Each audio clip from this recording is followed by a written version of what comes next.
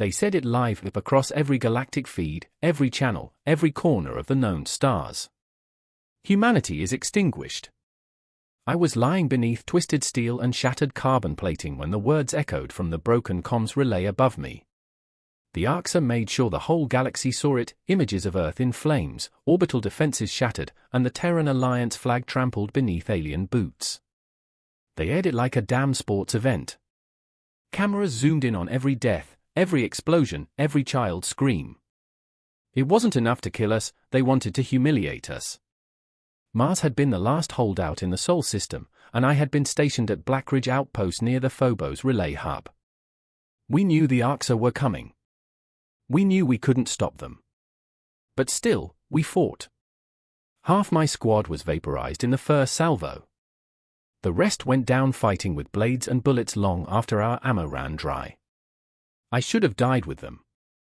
But fate, or something more stubborn, kept me breathing. Blood trickled into my eye as I stared up at a piece of the sky framed between the jagged ruins. I could still see our moon, pale and serene, untouched above the chaos. That was when the broadcast cut in. The Arxur anchor, one of their highborn caste, spoke with the smug certainty of an empire that believed it had erased an entire species. Human resistance is over, it said. Earth is no more.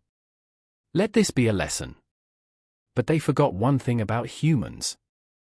We don't die for the lesson. We rise for the sequel. And in that moment, half buried in a grave of steel and fire, I made a promise. If I survived this, I'd make the galaxy remember why you never count out humanity. We became ghosts, whispers in the static, flickers in their surveillance.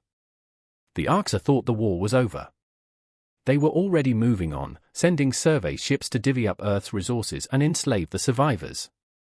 But they didn't account for us. The ones they missed. The ones they didn't think were dangerous. We weren't soldiers anymore. Not in the traditional sense. We were the ones who knew how to survive without being seen, engineers who knew how to build from scrap, medics who could patch a lung with chewing gum and pressure tape, and tech rats like me who knew how to bend signals like light through a prism. We called ourselves the Reclaimers, though the galaxy didn't know our name yet. All they saw were glitches in their feeds, minor malfunctions, anomalies, strange voices echoing across empty channels. That was me. My voice, soft and sharp, threading through their clean networks. I didn't scream. I didn't threaten. I whispered. We are still here. Earth breathes. Mars watches. Humanity remembers. It started with simple signal hijacks, 10 seconds here, a corrupted broadcast there. But we learned fast. Arxur comms systems were complex but arrogant. They never imagined we'd reverse engineer their quantum encryption using salvaged Martian hardware and old Terran music compression files. One day, we slipped a full 90-second clip into their Empire's victory parade coverage, footage of a human-resistant cell blowing up a command walker on Ganymede. It was raw. Real. And it spread like wildfire. The galaxy blinked. For a moment, they saw truth. And that's when we knew we didn't need to win every battle. We just needed to be seen. Because a war forgotten is lost. But a war broadcast *? That's how legends begin. Europa burned like a second sun. I watched it from a cam drone, patched into the resistance feed just moments before the line went dead. Captain Ortega was still transmitting when the Arxur drop pods tore through the ice crust like bullets through glass. She didn't flinch. She didn't run. She adjusted her helmet, locked her rifle into place, and turned to the camera with blood on her face and fire in her eyes. They want silence, she said. Let's give them a scream. That was the last thing she said before her signal went black. We streamed the whole thing live. Europa wasn't just another battle, it was a statement. The Arxur dropped an orbital plasma lance on our outpost, reducing kilometers of tunnels and life support systems into boiling slush and ash. But not before Ortega and her team overloaded the main reactor. The explosion shattered one of their dreadnoughts in low orbit. 1 billion viewers saw that warship die in real time. And that changed everything. We didn't hide anymore. We evolved. Our feeds went viral in occupied space. We stopped being a rumor and became a symbol. Underground networks began forming across captured colonies. Civilians used hidden transmitters and jury-rigged drones to stream their own resistance, children spray-painting Arxur patrol mechs, old miners rigging demolition charges under alien supply routes, mothers holding rifles with newborns strapped to their backs. The galaxy had seen humans fall. Now they were watching us *rise. Ortega's face became an icon. Her final words, a rallying cry. Her death wasn't the end, it was the beginning of something new. They called it insurgency. We called it Episode 2. Because when humanity bleeds, it doesn't break. It broadcasts. We called it the Pulse. Born from scavenged alien processors, ancient Earth code, and the cracked AI core of a stolen Arxur relay ship, it lived deep beneath Olympus Mons in the forgotten labyrinths of old Martian mining facilities. It wasn't just a machine, it was our heartbeat, our voice, our vengeance stitched together with blood and bandwidth. The Pulse did what no human system could have done alone. It read their frequencies, adapted to their encryption protocols, learned their signal rhythms like a musician memorizing a melody. Then it broke them. Not with brute force, but with elegance. It didn't jam, it harmonized. Slipped between gaps. Surfed along data spikes. And from that invisible thread, we wove our message, *humanity fights on *. The Pulse transformed us from scattered survivors into a global, galactic broadcast network. Our missions became performances. Our ambushes were filmed from half a dozen angles. Our field medics carried body cams. Our pilots flew with HUD overlays that streamed to hidden channels in real time. What started as desperation became deliberate. We weren't just surviving anymore. We were telling a story. The galaxy began tuning in. Not just for tactics or updates, but for *hope. For the defiance in our voices, for the fire in our eyes. Alien civilians in neutral systems started watching our feed secretly, curious, then inspired, then enraged.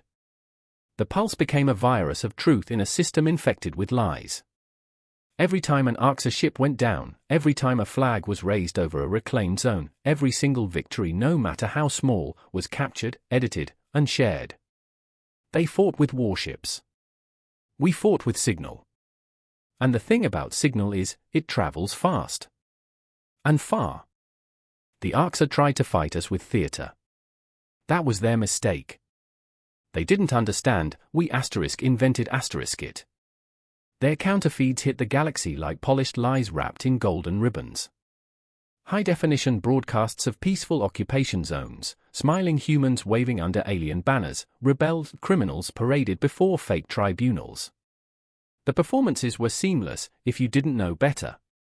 But we knew better. And so did the Pulse.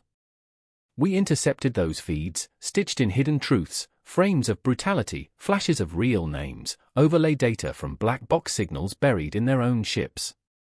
People watching began noticing inconsistencies, the same child smiling in two different cities, two moons orbiting the wrong planet. The truth leaked through the cracks of their illusion. We hit them back, not with counter-propaganda, but reality. Gritty, bleeding, raw. There was no script. Only fire and willpower.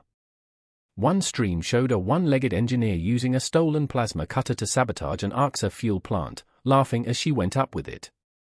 Another followed a pair of teenagers who turned scrap bots into recon drones and flew them through occupied cities, broadcasting every movement of enemy patrols. The galaxy had a choice, believe the lie or feel the truth. Our viewership exploded. Aliens who once ignored us now tuned in daily. Some started smuggling tech to us. Others sabotaged their own systems. Even species who had fought against us began questioning everything. This wasn't a war anymore. It was a ratings war. And we were winning. The Pulse didn't just connect us, it amplified us. One signal became thousands. 1 million stories braided into one rising tide. The Arxur had the bigger fleet. But we had the better show. They thought Earth was gone, reduced to scorched continents and broken orbitals. They thought we were done rebuilding, still licking our wounds in the dark. But Earth had been preparing. Quietly. Relentlessly. Beneath shattered cities, under the oceanic crust, deep in Arctic vaults once sealed since the collapse wars, we were waiting. When the Arxur finally turned their eyes back to Earth, they came with everything. Dreadnoughts, troop carriers, orbital lances. Their goal wasn't conquest.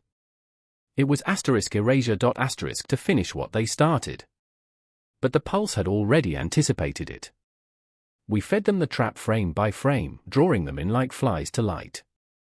Old orbital stations suddenly came alive. Decommissioned defense satellites turned on like they'd been asleep, not dead. And then Earth's surface opened. They didn't know about the Arc-class Titans. Each one the size of a city block. Carriers, walkers, mobile railgun platforms. Powered by zero-point fusion cores and piloted by veterans once thought lost. Ghosts of past wars. Now reborn. And we streamed everything. The Pulse cut into every frequency, every Arxur channel, every neutral grid in the quadrant. Billions of beings watched, horrified and spellbound, as Earth roared back. Titan mechs rose from craters. Arctic storm fronts peeled away to reveal aerial platforms launching interceptor wings. The Sky Burn Protocol activated plasma arrays that turned the night sky into a sea of fire. And above it all, my voice. Calm. Steady. Unyielding. This is Earth. You broke our cities. You killed our children. You told the galaxy we were finished. Well, watch us rise. They broadcasted our defeat. We broadcasted their destruction. And in that moment, Earth wasn't just a planet. It was a message, written in flame, streamed in 16K. The final stream wasn't flashy. No explosions. No dramatic music. Just silence at first, a slow fade into a wide shot of Earth's horizon. Blue oceans, green scars, clouds still swirling with ash and promise. The camera panned slowly, deliberately. No narration. No edits. Just the world they tried to kill, still spinning. Then it cut to me. No armor. No HUD. No dramatics. Just me, a face bare, voice real, standing before the flag they once trampled beneath alien boots. Behind me, the reclaimed skyline of New Geneva stood rebuilt from rubble, shining with defiance. To the Arxur High Command, I said, looking straight into the lens, you thought our end would be quiet. That we'd vanish into history, unmarked and unremembered. But here we are, still here. Still fighting. Still transmitting. I paused, letting it hang. To every species that watched us fall, then turned away, we forgive nothing. And we forget less. The Pulse had linked every screen, every datapad, every public display across known space. This wasn't just a broadcast. It was a reckoning. From the slave worlds of the outer rim to the high towers of neutral merchant worlds, they saw us. All of us. Then came the final line, the one we spent months crafting. To the galaxy at large, subscribe. The screen faded to black. And then, a single message burned in every language. Humanity, signed. Sealed. Streamed. The Pulse shut down immediately after. No sequel. No encore. But it didn't matter. By then, the resistance was no longer a movement, it was a memory, a myth, media empire. Our story was out there. Watched. Shared. Imitated. And we knew one thing for sure. If war comes again, they won't be fighting a species. They'll be fighting a network.